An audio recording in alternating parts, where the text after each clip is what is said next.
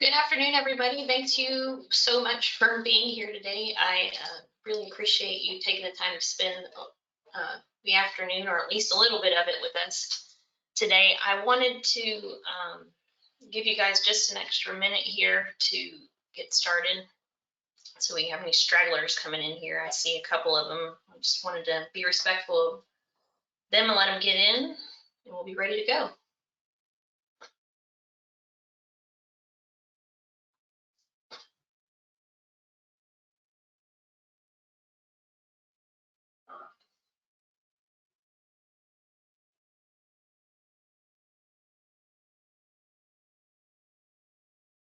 All right, guys, so it looks like everybody's here, so I want to be respectful of your time and go ahead and get started.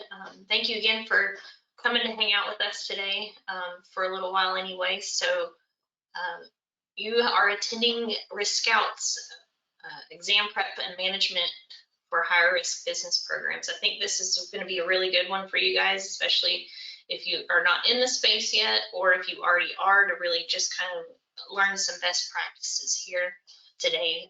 A little bit of housekeeping to start with.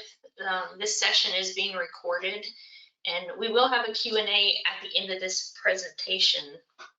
After this webinar is over, there will be a survey that goes out through email to you guys. I really encourage you guys to fill that out for us. And I will say, if this is your first webinar with us, I encourage you to view our other webinars where we discuss things around high-risk banking, such as building high-risk banking programs from scratch, deep dives into cannabis, deep dives into money service businesses, and really so many more. I've also got the CEO and co-founder of RiskScout with me, Justin Fisher, here to kind of help navigate this webinar. We've got a couple polls for you guys, so don't be alarmed if you hear another guy's voice. He's meant to be here. Justin, are you with us? Yeah, sorry, just muted there. It's okay. I'd like to start with our first poll before we really get into this. I'll give you guys a couple minutes or a minute or so to finish it once we get it up on the screen. So the poll is, do you currently run any higher risk banking programs at your financial institution? I'm really curious about the answer to this. And that could be any high risk, whatever you determine as higher risk banking.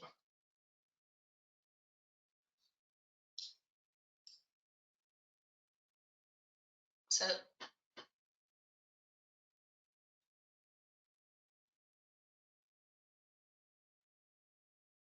just waiting on a couple more people, it seems.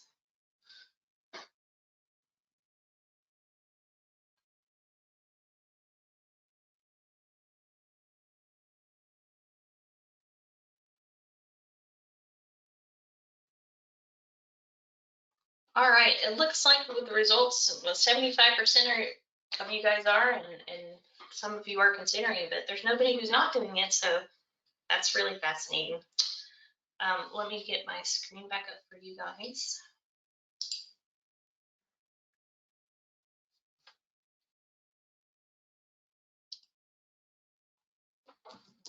Apologize here. It likes to disappear when the poll comes up for some reason.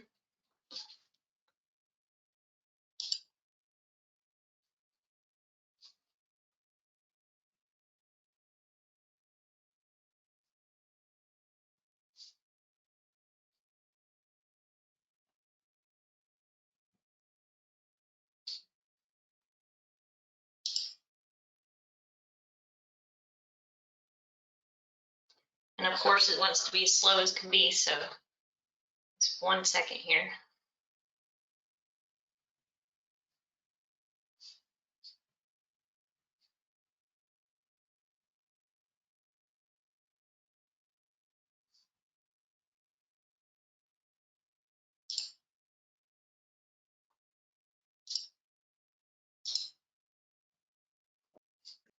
Listen, if you can't switch it, you might try either stopping sharing and resharing, or you can try to rejoin.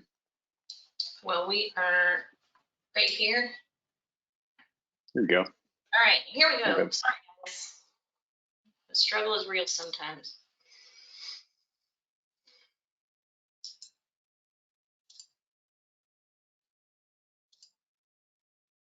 All right, back to it. All right, so let's chat for a minute about the roadmap for the day of what we're going to be talking about. And I want you to really remember as we go through these talking points, remember that these are really best practices, and it may look different from your financial institution to another financial institution. But for generally, these are really good best practices in general for higher risk banking. And it's solid advice really on how to make your lives easier for exam preparation. So let me give you a little bit of my background to start with so you understand that this information is coming from somebody who's kind of lived your life before. Well, not kind of lived your life, has lived your life before. It's stuff, this information I'm giving you today is from real life experience that I've had in the times that I've spent with regulators and going through exams with high risk banking programs. So I've been in banking my whole professional career, and specifically in compliance BSA for the last decade or so. And my last role was at a $4 billion institution as a BSA officer.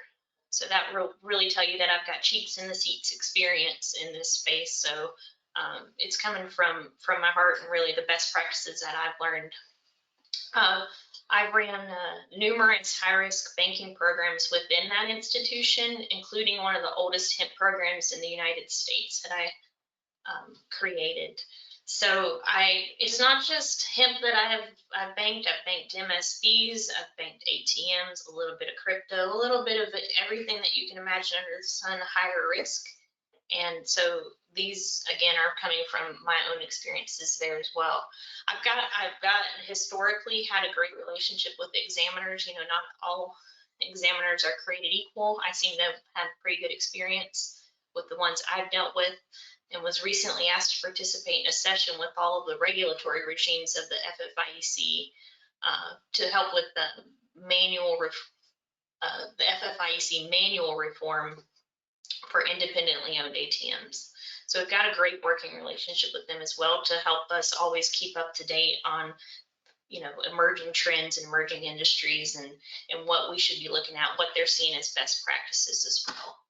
I get to work now as a director of compliance at RiskScout with financial institutions across the U.S. to implement these same practices, and we've seen some really huge successes and wins on regulatory exams through the times I've spent with them. So I'm excited to walk you through all of this, and feel free to ask any questions along the way or at the end that you may have.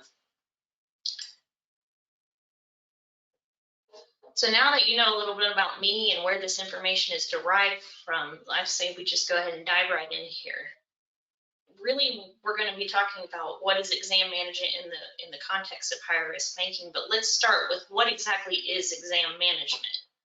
You know, unfortunately, if you've not been in the BSA seat before, it takes a long time to learn some of these lessons. And I say this often, but it's a lot of times it's easier to drive on a road that's already been paved and then have to pave it yourself. So take these thoughts today with you, and maybe if you're brand new to it, you won't have to go through a couple of trips around the sun to really know what it's like to be thoroughly prepared and easily prepared for an exam. So I'm hoping to give you some good best practices through that. Really, we want to start with year-round planning and assessing is really the key to avoiding an exam prep fire drill. What we don't want to do is be exam prepping 1 month before, and we just kind of let our program run without taking the time to really assess throughout the year the status of where our different pillars that will be examined are at. What's the heartbeat of it? What's going on in there? Is there stuff that needs to be fixed? A lot of times if you're doing this exam prep fire drill, that we're all have been guilty of doing at some point or another, if you're a BSA professional, you are likely to find something that you can't necessarily fix before the exam actually starts. So you definitely don't want to go through that and have a hard lesson learned from it. You want to take the time to plan out your year of what you should be looking at year-round to ensure that your program is safe and sound throughout the year and not just finding all these issues at the last minute that can't be fixed. And then really learning to set the tone and pace of your exam with your regulator while they're there with you will ensure that you stay in control of the conversations and navigation of the exam. So what that really means is when you're with your regulator and you're going through your exam, you really want to help set that pace and understanding of what they're going to really be doing their deep dives into. And you can help control those conversations of the questions they're asking you to really anticipate what direction they may be going with the exam, what rabbit hole they may be trying to go down to that you may be able to prevent them from going down. So it's not really bossing your regulator around. That's definitely not what you want to do, but it's really understanding their language and getting to know their pace of doing stuff, so you can help kind of slow or speed the pace. You can really understand with the questions that they're asking what they're, predict what they're trying to get to, so that you can avoid any slips or falls along the way that you or being caught off guard that you may not have thought they were going to be looking at and happen to be, or vice versa. So what does this mean in the context of higher risk banking? Since we're focusing this time together today, prepping, your higher risk banking program, let's really dive into what it means for your program. Number one, your examiner should always know about your higher risk banking program before they show up to the exam, and they should know the size and scope of it. So if it's large, they may need additional help. Don't take your examiner by surprise, because it is a recipe for complete disaster. And you can take that advice from an institution that I worked with that launched a THC banking program, informed their regulators of it, but didn't inform them of how big it had gotten between the time that they had told their regulators they were doing it to the time the exam started. And it was just set the tone to be nasty the whole time. And the regulator was very frustrated because they didn't know that they needed to bring additional help for the exam. So the exam took much longer. There were, if it's already going to take much longer, why not go down some rabbit holes? And, it just makes it look like you don't have proper control over your program, number one, and that you may be trying to mislead them. That's not the right tone to set with them. So make sure that you always keep your examiner engaged prior to program launch, and as the program matures and grows, so they know what staffing that they need to bring or what they want to really dive into during your exam while they're there. Your examiner is also going to expect that your board of directors, who is ultimately responsible for your BSA program, is aware of and has signed off on the higher risk banking program. They will want to know in detail how that process took place. And, it may not seem to us BSA professionals sometimes that it feels like the board of directors is ultimately responsible for the BSA program, because they can feel kind of disconnected sometimes. So they're going to want to really know that board of directors is highly informed and knows of what they're getting into. We'll dive into that a little bit deeper down into this webinar, but it's important that they are thoroughly educated, because your examiner is more than likely going to ask you what that process looked like for their approval. So let's chat through some best practices for prepping your higher risk banking program for an exam. Always, always, always, you're going to have to prove your due diligence efforts. So how does that look like? How do you prove your due diligence efforts? Well, due diligence can mean a wide variety of things, but it's constantly checking on your client, making sure that everything is up to date, that you're trying to do the best thing to keep the good actors in and the bad actors out. So these are some good best practices here for general higher risk banking. Ensuring businesses are actively licensed if applicable. So what that would mean is if you're banking a money service business, they are registered with FinCEN, and that is up to date. If you're banking a THC business, that is up to date with the state. If you're banking hemp and the various hemp licenses that go with that's up to date, and so on and so forth. Ensuring you have up-to-date understanding of business operations. I will tell you, historically, working with higher risk businesses is that they all think they're going to be gazillionaires when they launch their programs. I mean, I can't blame them, because I wouldn't want to get into a higher risk space as a business that banks scrutinize more if I didn't think I was going to make a lot of bang for my buck. So traditionally what you'll see is that those businesses will, shoot for the moon when they start, but then end up having to be really nimble because things don't go according to plan. So what they onboard with and what you get to know your customer, know your business as, it's probably more than likely, and I would bet bukus of money on this, that 90% of their original business plan is no longer the same at the 6-month mark or the year mark. That happens more often than not. So you're going to want to check in with your client to get updated business information. Your regulator will expect that. Ensuring you have accurate information on key individuals, including beneficial owners, is key. This is a big piece of the puzzle for ongoing reviews as well. You want to make sure you have, again, because these businesses are nimble, maybe they brought in, another party to help them with stuff. Maybe there's new ownership involved, all that. The key to really understanding that and why it's important is there may be an individual that has some type of adverse media on them.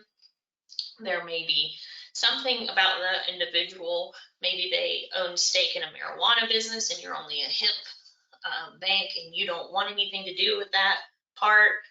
There are steps that you would need to take to mitigate that, either ending that relationship, having them resign their position at that marijuana business.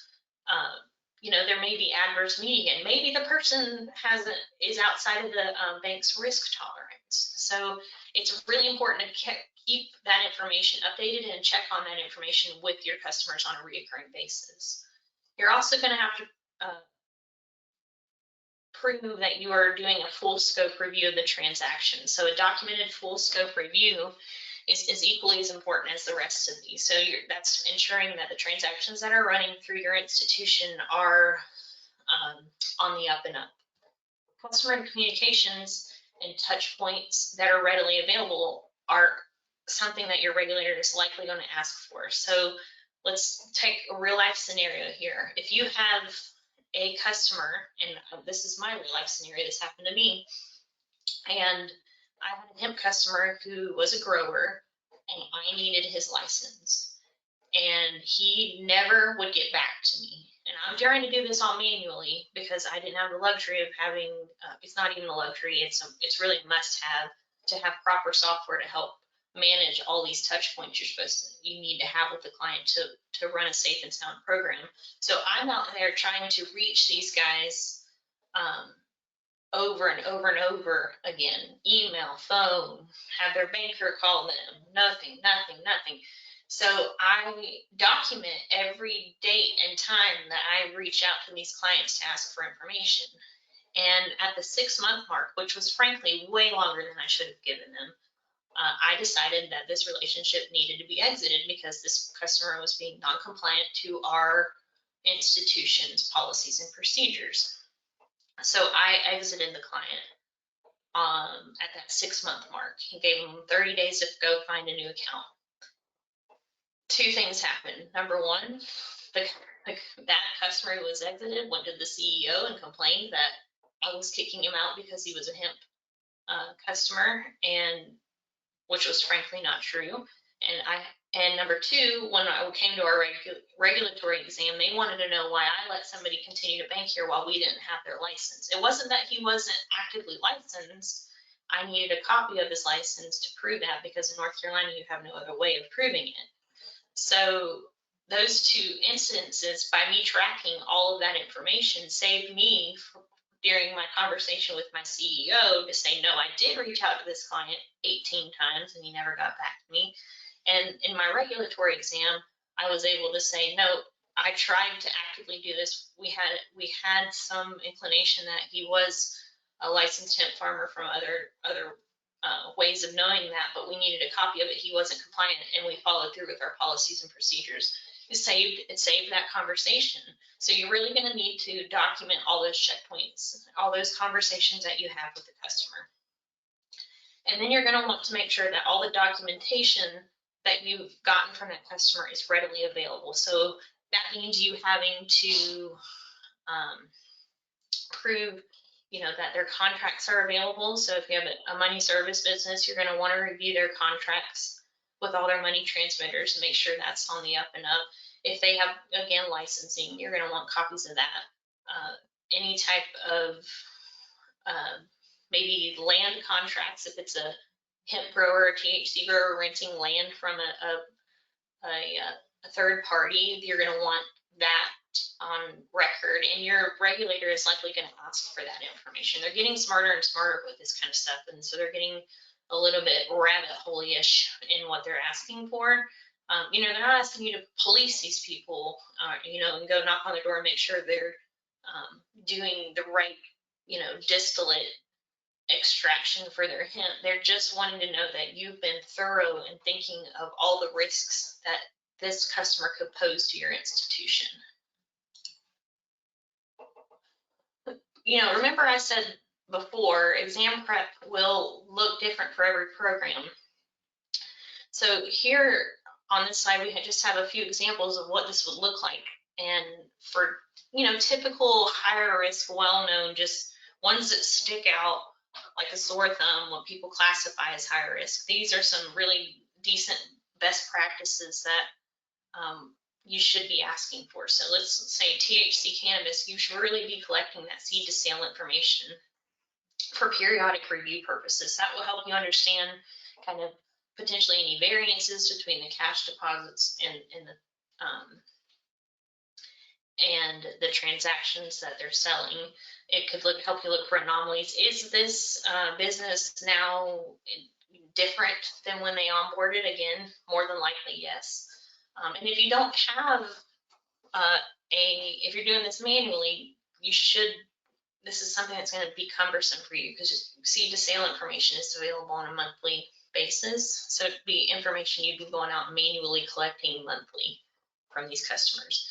Hemp and CBD, you're going to want to collect THC testing results on a recurring basis based on the industry sector. Again, for periodic review purposes, you're going to want to prove that you are not making someone that is potentially and probably accidentally a marijuana related business. Again, hemp is the only legal plant that you can plant in the ground that grows up.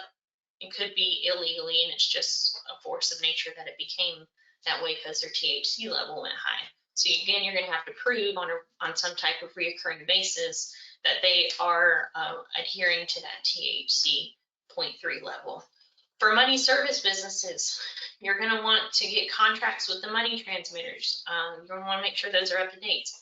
Money service businesses are required to have annual independent audits. You should have that on file with you annually. You should be reviewing that. And it can't be somebody who works there that does that. I've ran into that numerous times. It cannot be their cousin's brother who's not even certified to audit these things come in and audit them either. It needs to be a legitimate a auditor that you can validate, knows what they're talking about. AML training documentation for employees is super important. You're going to want to know when those employees were trained, how often they're trained, and what their training documentation looks like. So what you've got to keep in mind here with MSBs is they are required to file SARs and CTRs. You're going to want to make sure that they understand, and that's in their training documentation. And you also need to understand that their SAR thresholds are different than us traditional financial institutions thresholds for filing for suspicious activity. So that's a good way of validating if that's in their training to really know if they know what they're talking about. Again, looking at the procedures is also kind of a way to validate that all the rest of that stuff, like the training and the procedures, all line together to really give you a comfort level to know what they're talking about. In ATMs, you're going to want to update a list of the ATM locations the ATM transaction history in ISO contracts. The ATM transaction history is pretty vital in this. It's because it will help you validate that the cash being withdrawn from your financial institution is actually filling those ATMs up. That those are the variance in those amounts isn't greater than a certain threshold. So you would want to make sure that as close to 100% of the cash withdrawn from the institution is going in to an ATM, and that you're not seeing any type of isolated account numbers or debit card numbers that are pulling from that ATM, because that could indicate, if it's one card doing transactions over and over and over again at that ATM, it could be an indication there's potential for money laundering happening there. All of those, again, are best practices. You could go deeper, but you should probably never go lighter on these. So your examiner, again, is always going to want to see a full scope review. So what is a full scope review? It should, again, at minimum, encompass the items listed on this slide. So that includes transaction reviews, SAR filings, adverse media reviews, contract and testing reviews. Transaction reviews would be, detailed transactions over a certain specified time frame to detect any anomalies that may require you to file a SAR filing. As deep as those go, and they may look a little bit different from institution to institution, but I generally see, people breaking down every transaction to make sure that it, aggregates and lines up with what the business told them they were doing, and that there isn't anything that's sticking out that you may have to file on. If you do have to file SAR filings on your higher risk businesses, you need to document that clearly and have them readily available to assure your examiners you're adhering to the FinCEN guidance. It's really important that for THC banking, you're filing those reoccurring SAR filings that we're all unfortunately required to do per FinCEN guidance, regardless if there's suspicious activity or not. Your, 120, day 120 is the last day you can file that SAR, that reoccurring SAR filing. If you think that you can get away with filing it at 121, 122, or not at all, you're wrong, because there was an enforcement action that recently happened to a credit union a couple of months ago. They had, a pretty decent sized THC program in place, and they failed and had an enforcement action for their failure to file SARs, reoccurring SAR, on a regular basis. So unfortunate for them, but it's a rule. You have to follow it, unfortunately. And that is definitely something, if you're in the THC banking space, that your examiners will totally zone in on. Adverse media reviews is also reoccurring ones, especially, is really important. So it's not just doing your adverse media pool at the time you onboard them and during your periodic reviews. It's really important to have reoccurring adverse media running on these businesses and key parties. It's going to help you stay abreast of any potential issues. And I'll tell you that from a real life experience again, I'm never one to not tell on myself or stuff, because I think it's good lessons for people. So with the adverse media, I had a customer that was an MSB who I had done a periodic review on. Everything was on the up and up. Everything looked like it should. And I then closed out the review like everything was fine, because it was. And it was 2 weeks later that this customer was arrested for being part of the a money launderer for one of the world's most dangerous drug cartels. And you know who didn't find out until 4 months later when I did her next 6 month review? Me. And it's really embarrassing, and that's not a conversation you want to have with your executive management. It's not a conversation that you want to have with your examiners either. Luckily, little to no activity had occurred in that account after she had been arrested, but that was just pure luck. It could have been other people moving in to take over that operation. So, don't be me in that situation. Invest in adverse media reoccurring reviews, especially if you're in the high risk banking space. So contract and testing reviews, you want to document that you have reviewed any contracts. Again, I mentioned this earlier. If it's a money service business, you're going to want to ensure that they are, registered with Benson, that they are, if they have to be registered with the state to cash checks. You want to review any contracts they have with money transmitters, testing results as well for hemp and sometimes in THC as well. You're going to want to document that you reviewed those and make some notes on it. This will help your regulators know that you're, again, trying to keep people out that are not being compliant. Again, a good in with the good actors, out with the bad actors. At the end of the day, that's what BSA boils down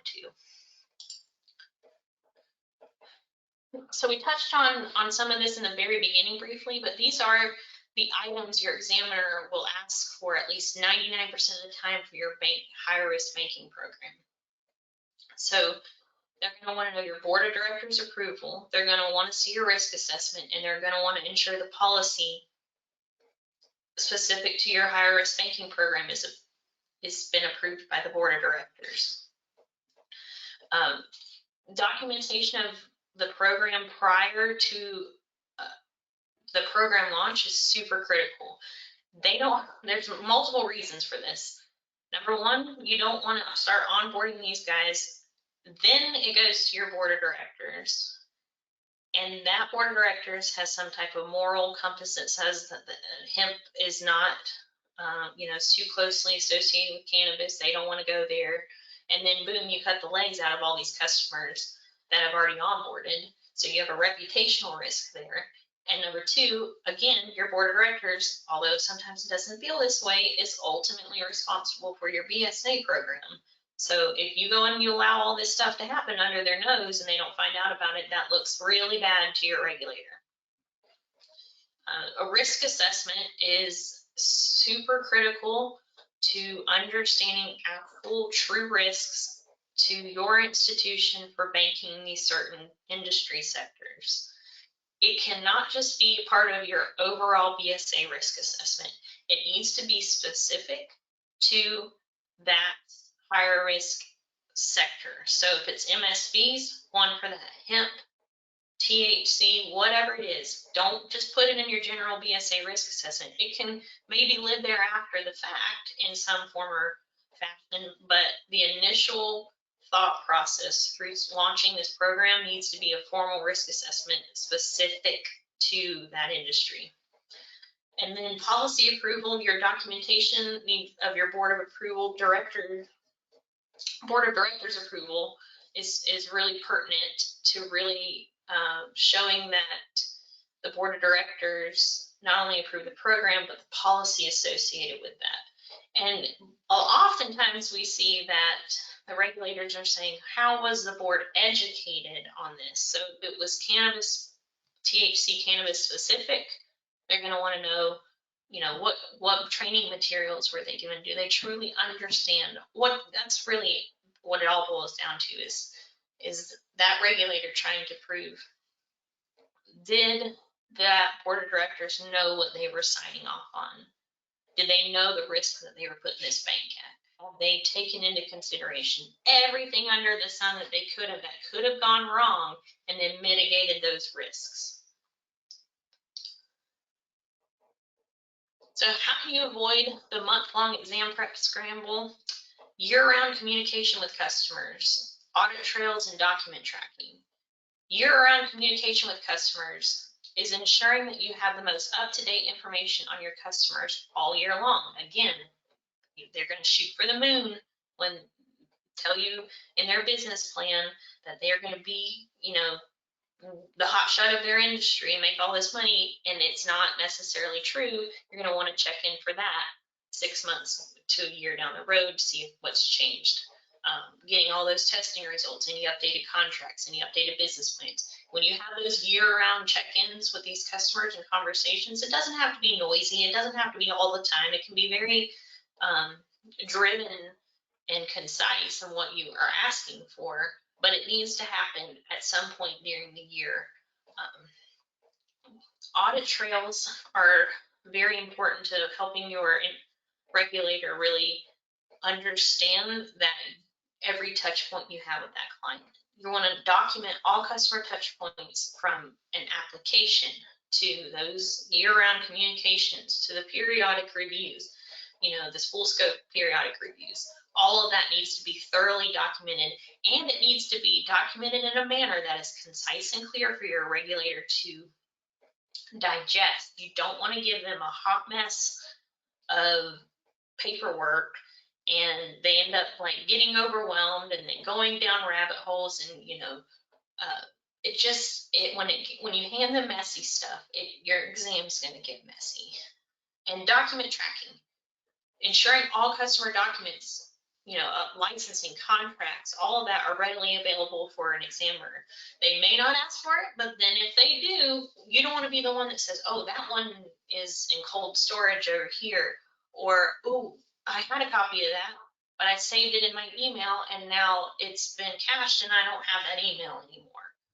The whole 9 yards. It gets messy. You want all your documents in one concise and clear to understand, easily accessible place. Manual exam prep is just frankly exhausting, it's inefficient, and it's so stressful. I mean, extremely stressful. I feel like that's like an actual picture of me crying after receiving an exam request list. I had to pull manually because you remember I've lived this life, so I know how it feels to run a higher risk banking program and I have to manually pull all these documents together. You can be, and I am a very stringent, like organized person who like everything has its place, every place has its thing.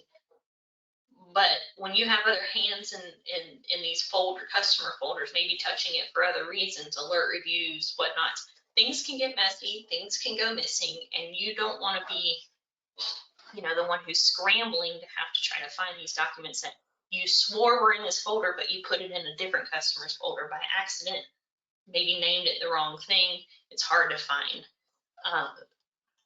With proper technology, your exam prep can be very easy. It can really be easy peasy.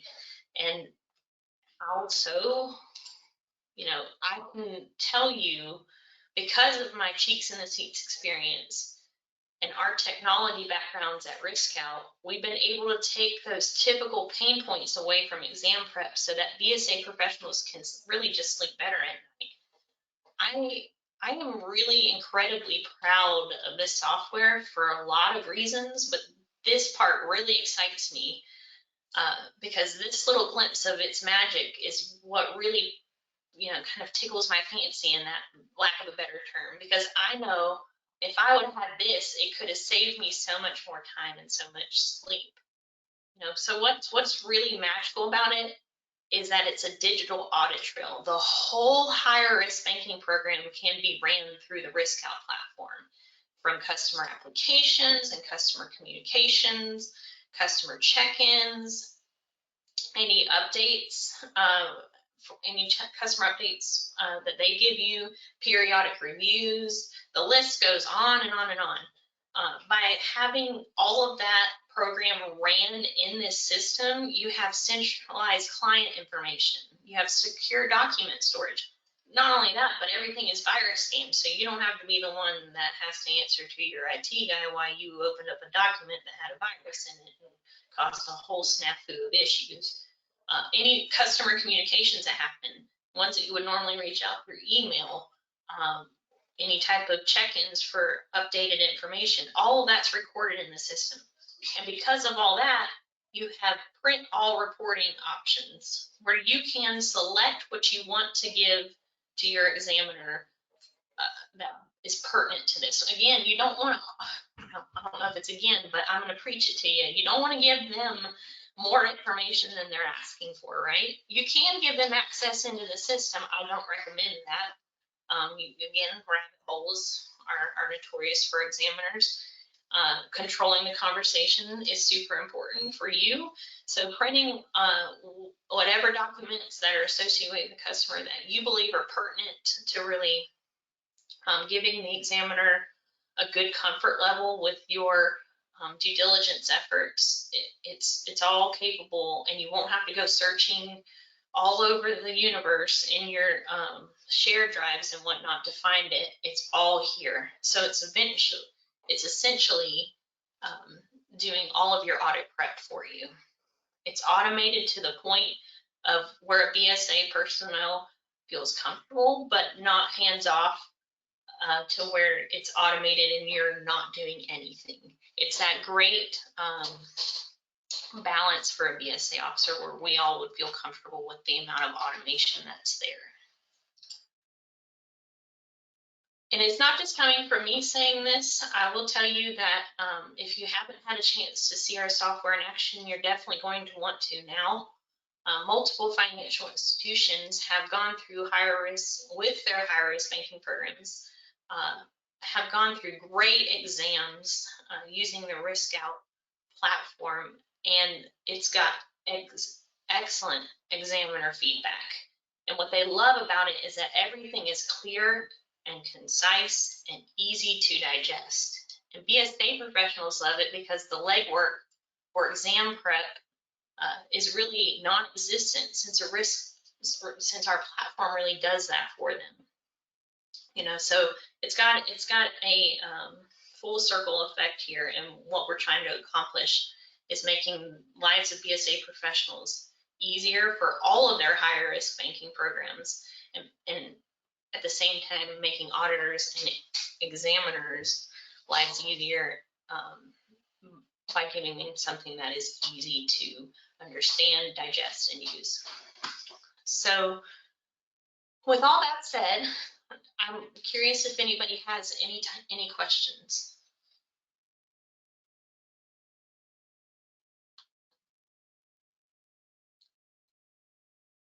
Hey, Kristen, I'm just going to check the questions list. And you can feel free to ask a question on the right-hand side. I think it's on the tool menu. So we got a couple here. All right, so should I contact an examiner to inform them of our new high-risk banking program after we've completed building it, or when we're just thinking about launching one? So it's really good to keep them involved throughout the whole process. So a best practice would be to, you know, you don't necessarily have to complete your entire risk assessment and your policies and procedure work and all that before you talk to an examiner. You really need to really think out what that program is going to look like, and then contact your regular and say, we're thinking about this. You know, do you have any best practices? Here's what we've thought about it, and they can share that. They can't tell you yes or no, you can't do something necessarily, unless you get an enforcement action, then they can tell you no.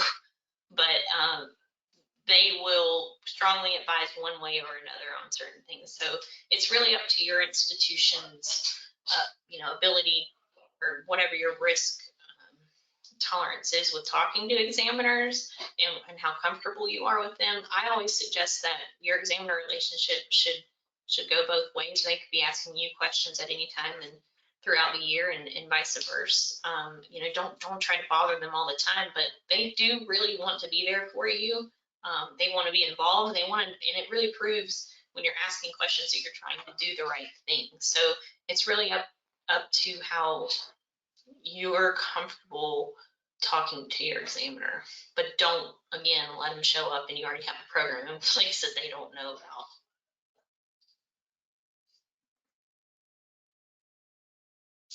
Okay, I've got another question here. What's your recommended time frame for asking customers for updated information? So it really varies on the industry sector. So I would say with MSBs, best practices to collect all their audit, exam, and procedures, all of that on an annual basis. If you're needing to get information about their money transmittal services and you're doing every 6-month reviews, you're going to want to check in with them to get maybe their transaction history for their money transmittals at that time as well. So 6 months to a year for MSBs. THC cannabis is a little bit trickier. Some institutions check in, you know, every 90 days when the SAR is due. Some do just the reoccurring SARs and check in and do a detailed review at every 6 months. Hemp is a little bit more convoluted. Farmers, you would want to check in, you know, with just a quick, hey, in the spring, what are you going to be doing this spring? Understand what their farming plans are, and in the fall, collect their testing results. It can look different for retail brick and mortar stores where you're checking in with them more often to get, because they seem possibly be a little bit higher risk to get just based on, you don't know what they're carrying on their shelves from you know, day to day even. So checking with them more often is advised. So I can definitely lay out a best practice to give to you guys to really show you what most institutions are doing in this context of how often they're actually checking in with their customers.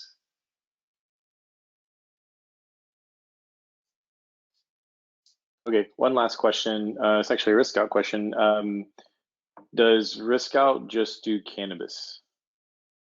No, that's a great question. No, it's definitely not just cannabis. It is, we, through our platform, our applications, all of our, the entire software can be customized to whatever higher risk banking program that you have. So if it's money service businesses, ATMs, THC cannabis, hemp, cryptocurrencies, you name it, anything is customizable in here to your program.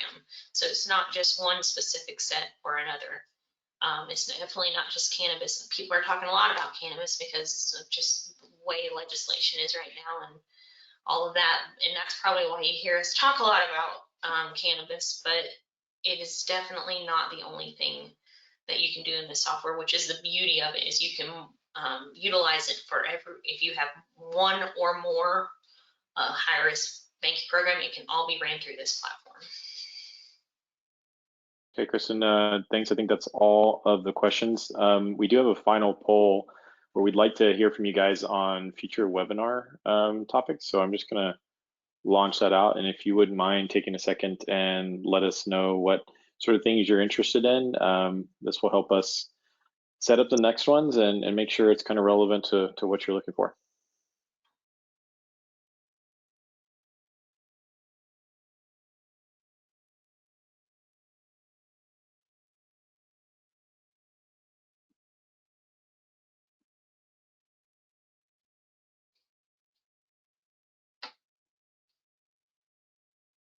Okay, a few more people are answering.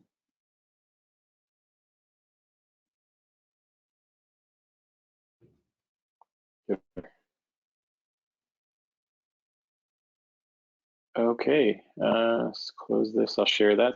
So it looks like digital currency, good topic. Yep. Yeah, and I'd also say there, Kristen, we got a couple of great institutions that would love to talk about their cannabis THC or there are also other cannabis related programs. So that would work as well. Awesome. So that's it on my side, Kristen. Great, thanks. And guys, if you, we have a higher risk banking program or higher risk LinkedIn group that is a great resource for BSA professionals, vetted, you know, everybody in there shares great best practices with each other, kind of asks questions, bounces off of each other, shares great content with everybody. So we'd love for everybody, we'll get you invited to that after this webinar for you guys to join that. And then if you want to also go to our website, RiskScout.com, and subscribe, you will get some great content. We won't spam you with a bunch of stuff that's not meaningful. I promise you that. Everything we do here is consciously for the best best intention in mind for you guys to learn. So if you would subscribe through there and follow us on LinkedIn, I think that's a wrap for today, guys. I'll give you 15 minutes back to your day and appreciate your time.